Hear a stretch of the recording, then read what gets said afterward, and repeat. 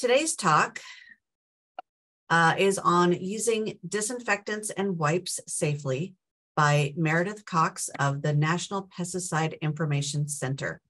Meredith has worked at the National Pesticide Information Center, shortened to NPIC, for 3.5 years and has had thousands of pesticide risk-related conversations with people from across the country. Recently, she became NPIC's project coordinator and is responsible for overseeing quality control for the organization. For fun, Meredith loves doing anything that gets her out of the office and into nature, especially hiking, backpacking, and boating, and she is a self-proclaimed plant nerd. All right, I'm turning it over to you, Meredith, to share your screen and go ahead with your presentation. All right. Hello, everyone. Thanks for coming to this presentation. Is my audio working properly? Yeah, we can hear you. Yes. Okay, just want to check. All right. I've already gotten a little introduction, so I don't need to go too much into depth, but we're going to talk about disinfectants and disinfectant wipes and safety topics around that. Again, my name is Meredith with the National Pesticide Information Center, or NPIC. So I'll refer to it as NPIC several times throughout the presentation. And we're located at Oregon State University. So your neighbors up north. And today we're going to discuss a little bit about what is NPIC and what do pesticides have to do with disinfectants. We will talk about disinfectants and antimicrobials and how they work. Moving into some precautions for using antimicrobials and frequently asked questions. And then I want to take some time to, just a minute, to share some NPIC resources, because we have a lot of resources available out there for people on this topic and many other topics too. So what is NPIC? NPIC is an information service that provides science-based information to the public. We are a cooperative agreement between Oregon State University and the U.S. Environmental Protection Agency. And we've existed at OSU for over 25 years. And in that time have become experts in risk communication around pesticides. We provide information to the public in 3 main ways. One is with phone calls. We have a hotline that's open from 8 a.m. to noon Pacific time, Monday through Friday. And that phone number is 800-858-7378. We can also be reached by email and online at our website, npic.orst.edu. And we do have a very extensive website with a lot of topics. And if you call the NPIC hotline, you're talking to a real live human who is highly trained in pesticide-related topics like toxicology, risk assessment, risk communication, and more. And we're trained to talk about technical information that would make sense to someone who doesn't have a scientific background. We also are trained in connecting callers with local resources in their area, because we're an information hotline. We can't take action or investigate that kind of thing, but we can connect callers with resources for agencies that can help them out when appropriate. So our specialty is to help callers evaluate their own risks so they can make their best decisions related to pesticides, and also to connect them with resources in their area. So you may be wondering, why is this about disinfectants? I thought you were a pesticide information center. Well, as you might already know, disinfectants, sanitizers, and sterilizers are in fact pesticides. They're regulated under the federal FIFRA law that governs pesticides. Any chemical that makes a claim to kill, repel, or control a pest is considered a pesticide under federal law. And in this case, the pest that we are targeting is going to be bacteria, viruses, and other pathogens. So in that light, any antimicrobial, they're called antimicrobial pesticides, they're killing germs. That's the pest control we're talking about. But for NPIC, actually, disinfectant and antimicrobial information is kind of a newer topic. Prior to the pandemic, it was very rare to get a call about antimicrobial precautions and health risks. And so as you can imagine, when COVID emerged, we really had to get up to speed on those topics. And also, as you might remember, in the early days of COVID, before the primary routes of transmission were well understood, there was a lot of concern about COVID being spread on objects and surfaces. And so disinfectants were very relevant to cleaning objects coming into the home or cleaning surfaces in shared spaces. Now we know that COVID is more primarily spread through the air. So the focus on disinfectants has fallen back a little bit, but it's still a hot topic that we hear a lot about. So back to the definition of an antimicrobial pesticide. It's something that kills germs, but a lot of things kill germs. So what's the difference between things that clean, things like hand sanitizers and antimicrobials? Well, the biggest distinction is that, I'll just go back for a second. The biggest distinction is that a pesticide is designed to be used on surfaces, whereas a lot of other things that kill germs, like hand sanitizers, are designed to be used on the human body. We never use pesticides on a human body, but there are other things that kill germs that you might. So there's several categories of related chemicals that I want to just break down the differences between. So the first is cleaners, and cleaning products can look very similar to antimicrobial pesticide products when they're on the shelf, and it might be hard to distinguish the difference, but there is an important difference. Cleaners do not kill germs. They do remove dirt and grime. They might make claims like remove stains or whitens, but they're not there to kill germs. And they're also not regulated by the EPA or the FDA. The next category are hand sanitizers and related things that fall under the umbrella of topical antiseptics. And these are products that are designed for use on people to kill germs on human skin. They're regulated by the Food and Drug Administration, because anything that is a medical product, and these are in fact considered an over-the-counter drug, is regulated by the FDA, and it's going to come with a panel on the back that says drug fact. That's probably familiar to a lot of people. So that's how you know you're dealing with something that is allowed to be used on the body as like a medical product. Also in that category are some antibacterial soaps and washes and antiseptic wipes. And then finally, we get to my area of expertise, which is the antimicrobials, which includes disinfectants and other antimicrobial products. And they can be sprays or they can be wipes, but they're designed to kill germs. Like we talked about, they're only for use on surfaces, not on the body, like a hand sanitizer. And they're regulated by the EPA's Office of Pesticide Program. And when a manufacturer of an antimicrobial registers one of these with the US EPA, they're required to submit data saying, or proving that it is going to kill the germs it claims to kill. So they are regulated. It does have to work. And one thing to keep in mind is that all three of these categories of products can sometimes overlap with containing the same ingredients. A cleaning product might contain bleach, but it might not. And so an antimicrobial might also contain bleach, but they could be sold and regulated in different ways based on their intended use and the way they're marketed. Hand sanitizers are often alcohol. Antimicrobial pesticides might also be alcohol-based, but again, they're regulated differently and they have different intended uses, and there might be different precautions that come along with them as well. So that's why I wanted to break down those three categories. So how do you know you have an antimicrobial pesticide like a disinfectant? Check the label for an EPA registration number. And here's an example of two EPA registration numbers on product labels. It's going to be fine print, and we're always telling people on phone calls to, can you please find the EPA registration number? And they're always saying, I'm going to have to go get my magnifying glass because this is so small.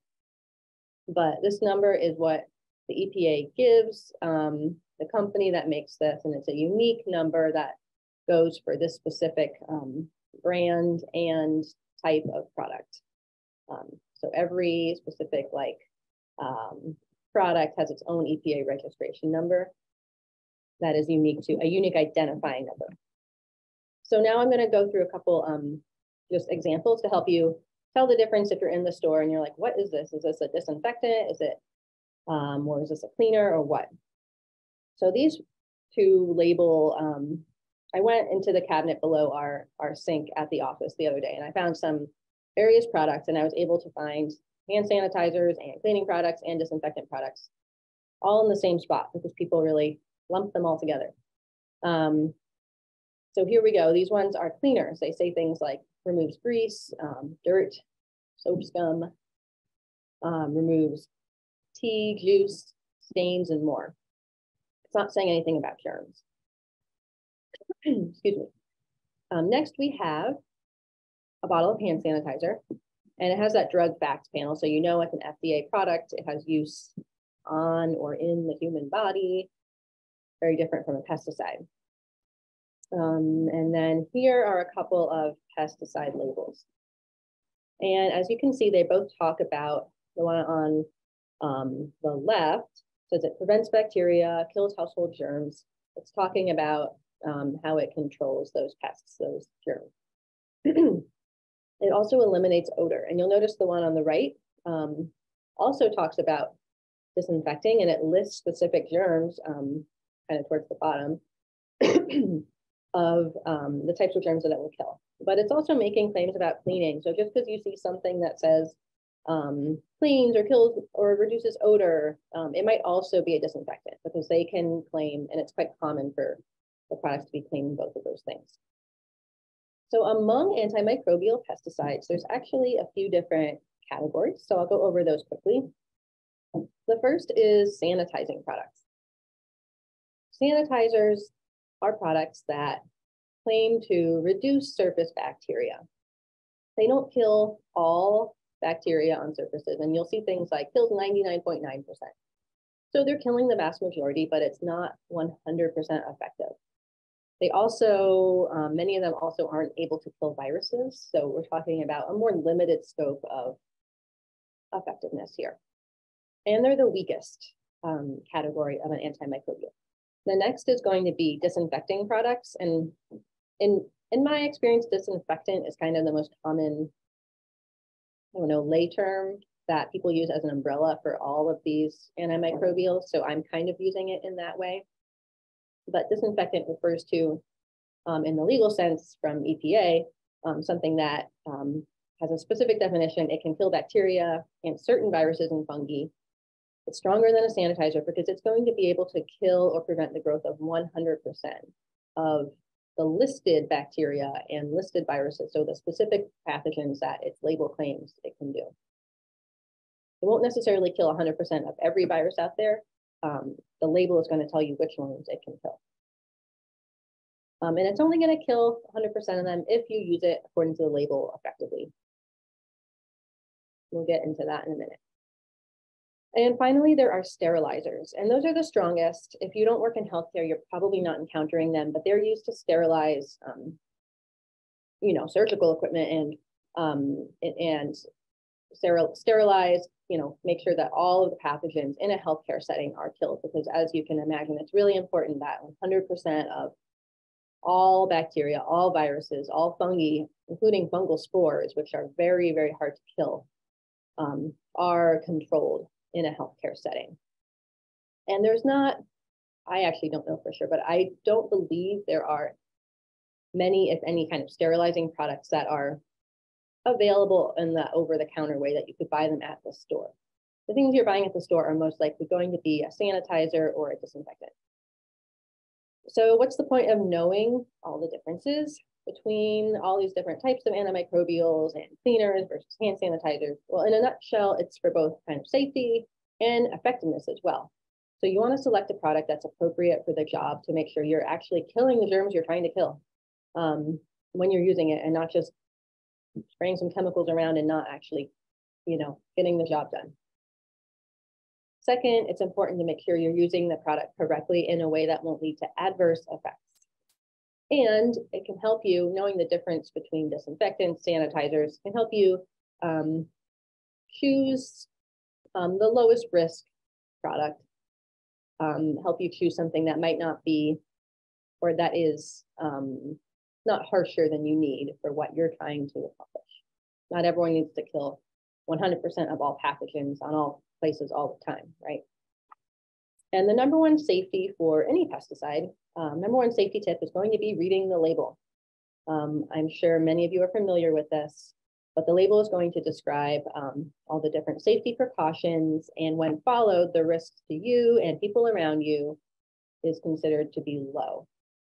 And for disinfectants and other antimicrobials, it's really important. The other piece of following it is that that will guarantee that it's going to be effective. If you follow the label, then you know that it's going to be killing either that 99.9% or that 100% of pathogens that are listed on the label. But if you don't read the label and you just spray it and you didn't pay attention to how it's supposed to be used, it might not actually be killing the germs. So you might not actually be accomplishing what you set up to do. And another thing is it'll tell you just some things that are more specific to antimicrobials. A lot of times pre-cleaning is required. So you actually have to remove any dirt that's visible on the surface before using a product on there. And it'll tell you the contact time. So contact time is a really important element of a disinfectant or antimicrobial label. And it's the amount of time that a surface must stay visibly wet for the disinfectant to be effective, or the sterilizer or the sanitizer. And it varies widely. I saw a label that said 10 seconds. And then sometimes it can go up to 10 minutes for it to be effective at killing the germs. And as you can imagine, the longer the contact time, the harder it can be to keep that surface wet for that amount of time. Think of alcohol-based products that evaporate so quickly, right? It could be hard to keep a surface wet enough with alcohol for the amount of time required to actually meet the contact time and kill the pathogen. But the main thing is read the label, because it varies between products, and it can even range among the same product depending on what bacteria or pathogen you're trying to kill. And also, very importantly, from a safety perspective, is looking for the use sites on the label. And those are going to be the list of the objects and location and surfaces that are permitted for use. And like with any pesticide, if a location is not listed, it means you can't use it there.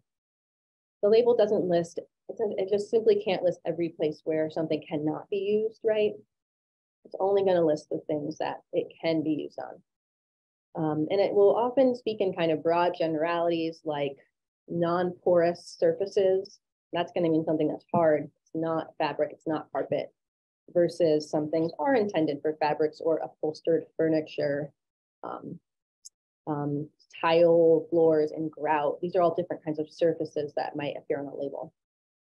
Also, broad locations like schools, right? That's an important thing to know. Is this okay to be used around children? Nursing homes, kitchens, domestic dwellings, and food contact surfaces. A lot of labels specify that they can be used on non-food contact surface. So that means it cannot be used on a food contact surface like a counter or a cutting board. If you use something on your cutting board, you risk having residue there that gets picked up by the next time you put food on it. And probably you can simply use soap and hot water effectively to kill the pathogens that might be on that cutting board. Another thing is, if you do have a product that allows food contact surface use, which there are some, be careful and make sure that you see if it is required to rinse with potable water afterwards, because sometimes it does require that kind of rinsing to get rid of the residue. So if you're looking to control a specific pathogen, you can check the label to see what is listed. And I took this screenshot from an actual label. On the left, we have 2-minute disinfection and a list of bacteria. On the right, 30-second disinfection, a list of viruses. That's an example of the contact time, the 2-minute versus 30 seconds.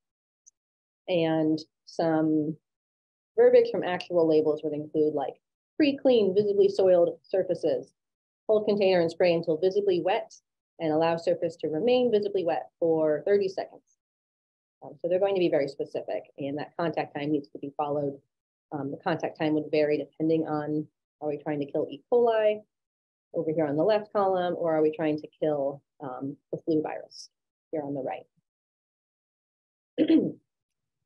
And so you might be wondering, if I have to pre-clean a surface before disinfecting anyway, why would I bother disinfecting? Pre-cleaning is often required for use. And that would be in, removing any visible dirt from surfaces. And I think it's a valid point. And in fact, disinfectants they're not supposed to be used as just routine, everyday cleaning, all items all the time. We like to think about integrated pest management for pathogen management. So what are the non-chemical control methods that we can employ as part of an IPM strategy for germs? And that would include things like prioritizing washing with soap and water, frequent hand washing, and discouraging transmission of viruses, right? Reducing their habitat, making it less, discouraging them from growing and transmitting. And if you are using antimicrobials, focusing that on high touch surfaces like this woman who's spraying on a doorknob.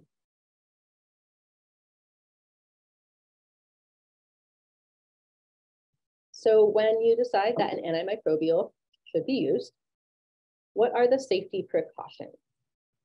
And these are going to be very similar for any pesticide users out there, any like indoor pesticide use. These are going to be very similar, right? But people are very familiar and comfortable with disinfecting products, and they often forget that they do come with health risks and that they do need to take precautions. And people, when they're familiar with something, tend to view it as safer than if it's less familiar. So that bottle of Lysol under the sink might seem a lot less risky than if someone was using a insecticide in their home, but both of them have risks and both of them have required precautions. So first of all, remember to check the label for the use sites. Once again, if it's not listed on the label, you can't use it there. So if it doesn't say well, you can use this product to disinfect children's toys, don't use it on your child's toys. Also check the label for protective gear requirements and consider using protective gear even if it's not required. This could reduce your exposure and consider what you're using and the ways you might be exposed, right? Eyewear might not be necessary if you're using a disinfectant wipe, but if you're mixing concentrated bleach, it could splash and get into your eyes. Or if you're spraying stuff all over the place, there might be droplets in the air, and goggles or a mask might help you prevent you from breathing it in or getting it in your eyes. And a lot of antimicrobial chemicals can create harsh fumes that can be irritating, or if sprays were used heavily, droplets may be in the air. So you might consider ventilating after use as well. And of course, never mix cleaning products. Mixing cleaning products like ammonia, bleach, vinegar, and others can actually create very toxic reactions. And in some cases, they can be deadly. So that's very, very important. Never mix cleaning products. And always keep them in their original container. That's going to reduce the likelihood that anyone mixes them without knowing, or that someone does something incorrect with them. And then finally, keep out of reach of children. That's printed on every pesticide label. And we interpret that to mean people under the age of 18 shouldn't be handling or applying disinfectants. We've heard a lot from parents and teachers who during COVID children were instructed to be using disinfectants themselves in the classroom and things like that. Our interpretation of keep out of reach of children is that it's not appropriate for children at school to be the ones applying disinfectants. That's going to be a job for adults. So a quick note on regular bleach. Bleach is sodium hypochlorite, and that's an antimicrobial, but it's sold at the store in different purposes. So there's laundry bleach that might say it whitens and removes stains. And then there is bleach that comes with an EPA registration number that's sold as a pesticide. It's the same chemical with the same hazards and the same precautions. But if you're using something that is a laundry bleach to do disinfecting around your home, you're not necessarily going to have the proper directions on the label to guide you. So you might use it incorrectly and it could increase risk. I also think that bleach is something that, bears repeating, that this is a hazardous substance. And even though we're very familiar with it, it can still cause problems. And so we still need to treat it as if it's a pesticide. Again, things that people are familiar with tend to decrease our guard when we're around them, let our guard down when we're around them, and that can increase our risk.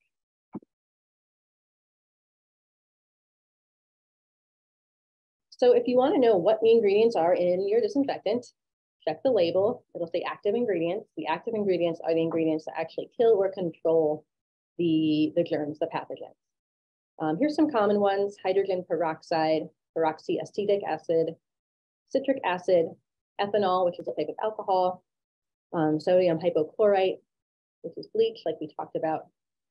And then a big category that includes many, probably over 24 chemicals within its umbrella category is the quaternary ammonium compounds, also known as quats.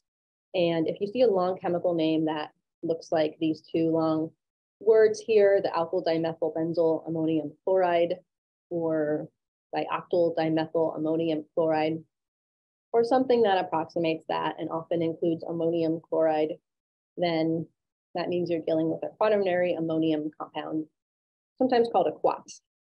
So what are these chemicals? What are their health effects? People always call and pick and ask, is something safe? So I wanted to address that a little bit. The health effects of any chemical depend on what the chemical is, how toxic it is, and how much exposure there is. Also, the type of exposure matters, right? Do you get it in your eyes? Do you get it on your skin? Did someone accidentally drink from the bottle? Or did someone breathe it in? That's going to matter because the health effects will be different. Also, where are you going to use it? What kind of exposure is possible? How much will be used? In toxicology, we always say the dose makes the poison. And on that note, how concentrated is it? Because a lot of antimicrobials that we use at home are fairly diluted. If you're using like a disinfectant wipe or a spray that's already mixed and ready to go, like a can of Lysol or something like that. Those are often very diluted, and that means the active ingredients are present in a very small amount for in most cases. And generally those risks will be lower than a concentrated thing like a bleach, or if you have any disinfectant concentrates, those could be a lot riskier if someone had an accidental exposure to the concentrate itself, because you're being exposed to a lot more of that chemical. So I want to talk about some of the health effects and this is general, right? We don't have the time to go through every active ingredient and their possible health effects, but in a broad sense, there is kind of some common themes that arise. So mild effects, which are going to be more common from the products that are diluted. A lot of these active ingredients are irritating to the skin, to the eyes, to the lungs and throat and nose, to the respiratory system. More serious effects are going to be more likely with concentrated chemicals, but could also be a possibility with some diluted chemicals. Of course, some things could be toxic if swallowed, bleach, for example, but lots of other chemicals too. And concentrated chemicals especially run a risk of causing more serious eye damage and sometimes even permanent eye damage. If something could cause permanent eye damage, that needs to be stated on the product label under the area where first aid and other health precautions are listed. Skin burns also, a lot of these things can be irritating to the skin when diluted, but when concentrated, they might be very irritating to the skin. And other effects are respiratory effects. So there are a few active ingredients that are believed to be possible asthmagens. And an asthmagen is a chemical that can increase the risk of asthma with repeated exposure.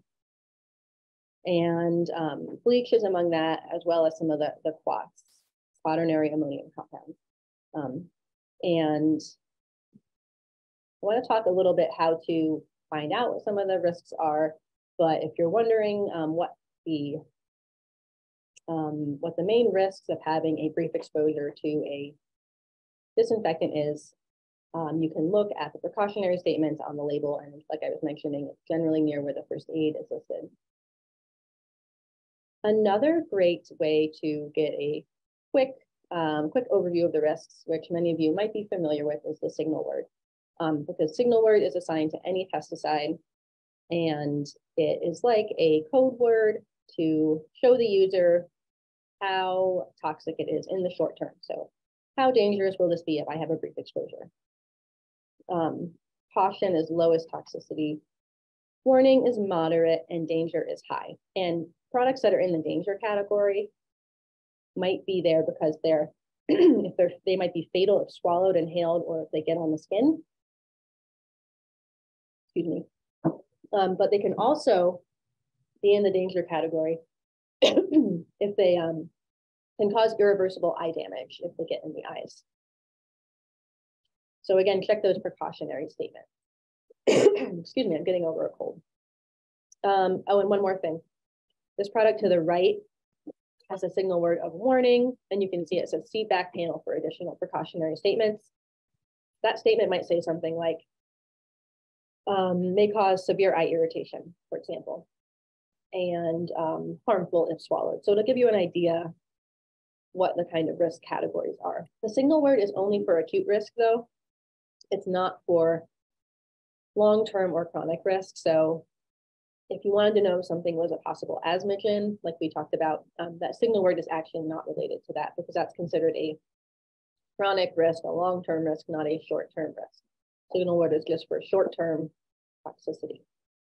Another thing you could consider doing is looking into the EPA's safer choice list. And they put this design for the environment logo on any products that meet their standards for the safer choice. And these must meet a number of requirements related to human health. They exclude ingredients that pose long-term health effects, health risks, including cancer or impacts to children. And they also consider environmental breakdown, how quickly it breaks down in the environment, and other environmental impacts, like how toxic it is to wildlife. But these products, even though they are believed to be lower risk, according to this criteria, they're still going to be effective. They still have to be registered with the EPA, which means that there needs to be data to support their effectiveness in killing germs on surfaces. So they're still going to work and be effective, but they are kind of less harsh chemicals. And if you want to look more into that, and some of the active ingredients include citric acid, ethanol, hydrogen peroxide, and lactic acid. And you can find, they actually have a list of all the Design for the Environment certified disinfectants. And certified or Design for the Environment also encompasses some non-disinfectant categories too, like some household cleaning products and other things as well. But you can find that at epa.gov /DFE, as in Design for the Environment. And they do have a whole list. You can find all the disinfectants that meet that criteria. So I wanted to just go over a few of the frequently asked questions. We operate a hotline, so we've heard of a lot of scenarios, and we've gotten a lot of questions from the public. And we've also collaborated with poison control centers throughout the pandemic to offer some information on disinfectant safety. So we've also heard from them about the kind of scenarios they've been encountering. So one really common question to the hotline, this is one of the most common, is can I spray disinfectant in the air like Lysol? Answer is no. So the containers might look really similar, like a Lysol air freshener and a disinfectant.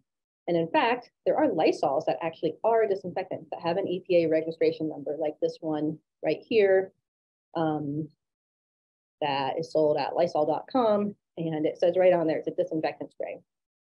It also says crisp linen scent, and people think of Lysol. In my experience, when they see Lysol, they think that just goes everywhere in the air. That's what it's for. But this is for surfaces, it's not for the air. And if you spray it in the air, you're just breathing in the droplets, getting it in your eyes. And then also, if we remember the contact time is the amount of time something needs to be wet with disinfectant in order for it to be effective. And there's no way you're going to be keeping the air wet for the 3-minute contact time or whatever is required. So it's also not going to be effective. They're just not designed to kill germs in the air. Can I use disinfecting wipes on my hands? The other question is, what should I do if I did that on accident? No, you should not use disinfecting wipes on your hands. Remember, they are different. They're not hand wipes and they're not baby wipes. They contain chemicals that aren't designed to be applied to human skin. If you did do that on accident, don't panic. Follow the first 8 instructions and it will probably tell you to do a lot of rinsing. And if you do have any health effects, of course, you can contact poison control or your doctor. But they are not the same thing, even though they often look very similar. Another note, unrelated note on disinfectant wipes is, but related to effectiveness, that once they dry out, they're not going to be effective anymore because things, remember the contact time, things need to be wet in order for that chemical to actually work to kill the viruses and whatnot. Disinfectant wipes, if you're using them and it dries out midway through, probably not going to be working anymore. And then people want to know where can I use disinfectants? Can I use it on my clothing? You know, I just had someone stay here and they were sick and I'm just going to spray it all over the bed. How about that? What about my children's toys? Or what about the kitchen counter? So that depends, and it's going to vary with the product. Check the label. And anytime you're using anything on what we call sensitive items like bedding or things that children might use or put in their mouths, stuffed animals or toys, and anything where you prepare food, use caution, double check the label, and maybe consider a different method of cleaning to keep that risk low. Can I disinfect my face mask?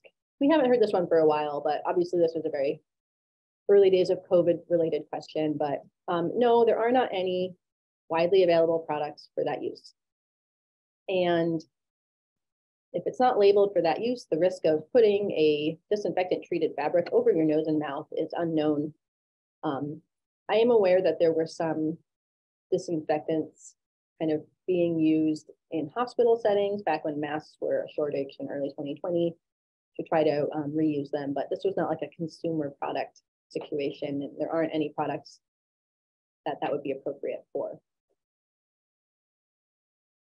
And there might be some products that might mention clothing, but those are, clothing is not the same as a face mask. So I would just stress that I do not think there are any products that are appropriate to go on a face mask.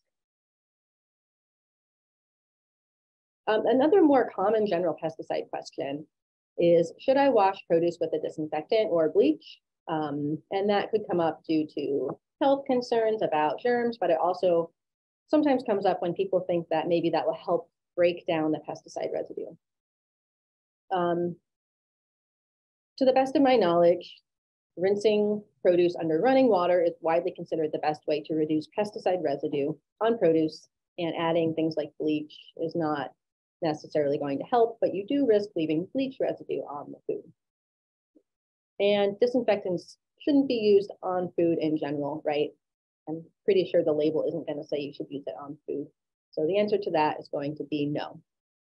Rinsing under running water, again, is a great way to reduce pesticide residue on its own. And, oh, and one more thing. Sometimes people ask if they should put their produce in like a bowl with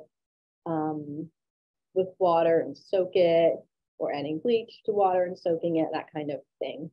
Again, the running water is what is considered the best way to reduce any residue. And if you're having something sit in a bowl, you actually might increase the health risks of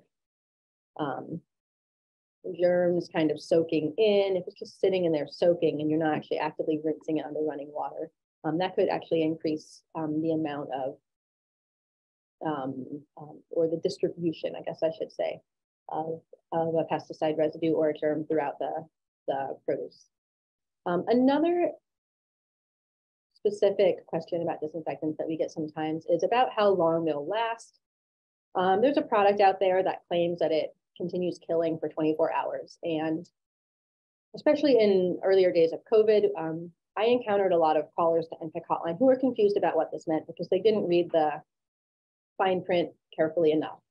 And they just saw 24 hours and they thought, great, I'll use this. And for the next 24 hours, no COVID germs will exist on my surface. But COVID is a virus, and the product I'm thinking of killed or would keep killing bacteria for 24 hours. It did not kill COVID for 24 hours, but they had really big lettering on that product label, boasting 24 hours and putting that all over that place in the start of the pandemic, which in my opinion was a little misleading, because of course people are seeing that and thinking, great, 24-hour protection. But that was not what it is if you read the label.